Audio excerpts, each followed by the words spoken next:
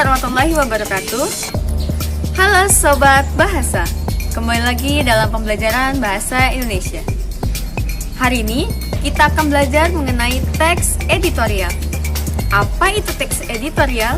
Yuk kita simak video berikut ini.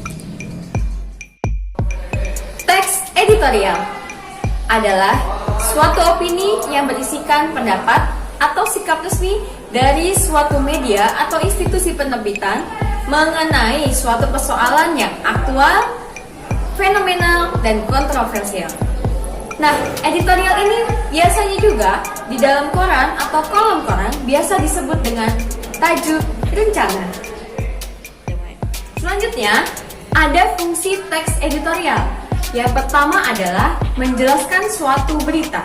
Yang kedua adalah memprediksi masa depan. Yang ketiga adalah memperkenalkan nilai-nilai moral. Dan yang keempat adalah untuk memperbaiki atau memberikan suatu opini dan juga memunjuk orang-orang masyarakat untuk sama-sama berpikir kritis terhadap suatu persoalan. Selanjutnya, ada ciri-ciri dari teks editorial. Ada 3 ciri dari teks editorial. Yang pertama adalah adanya opini dari redaktur suatu penerbitan. Contohnya, si redaktur memberikan opininya tentang pembelajaran jarak jauh yang sedang kita jalani hari ini. Atau misalnya tentang juga permasalahan ujaran kebencian. Yang kedua, adanya ulasan skala nasional maupun internasional dari redaktur penerbitan. Dan yang ketiga adalah adanya unsur subjektivitas atau opini secara subjektif dari seseorang penulis di redaktur tersebut.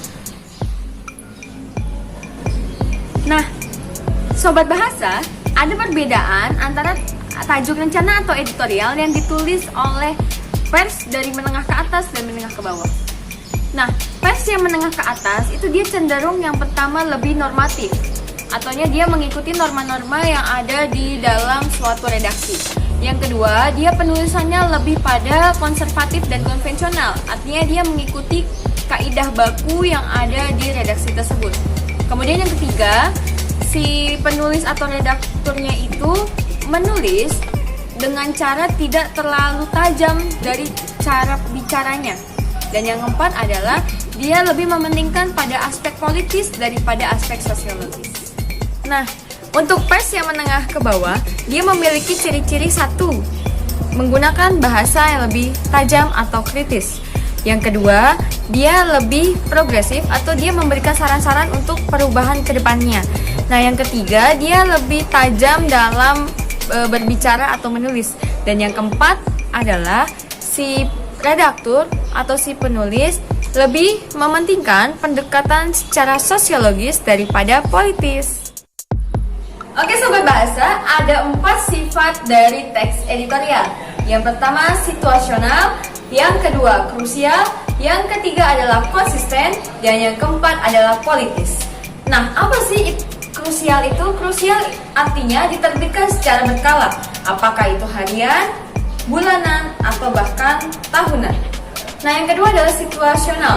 Artinya situasional adalah mengikuti ruang lingkup masyarakat yang ada di suatu wilayah. Kemudian yang ketiga ada konsisten, artinya penulisan dari redaktur secara konsisten tetap dan tidak ada perubahan dari segi penulisan untuk pada pembaca, sehingga pembaca memudahkan untuk mengikuti pola pikir dari si redakturnya. Dan yang keempat adalah politis, artinya terkait pada media tersebut atau kebijakan-kebijakan yang ada di redaksi tersebut.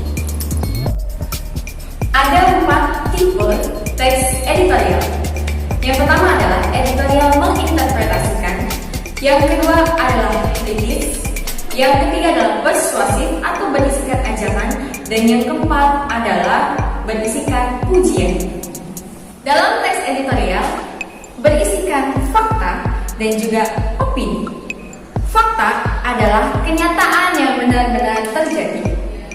Sedangkan yang disebut dengan opini adalah suatu hal yang berisikan pendapat atau kritikan yang berasal dari suatu ujaran dan dia juga subjektif atau termasuk pandangan seseorang itu sendiri.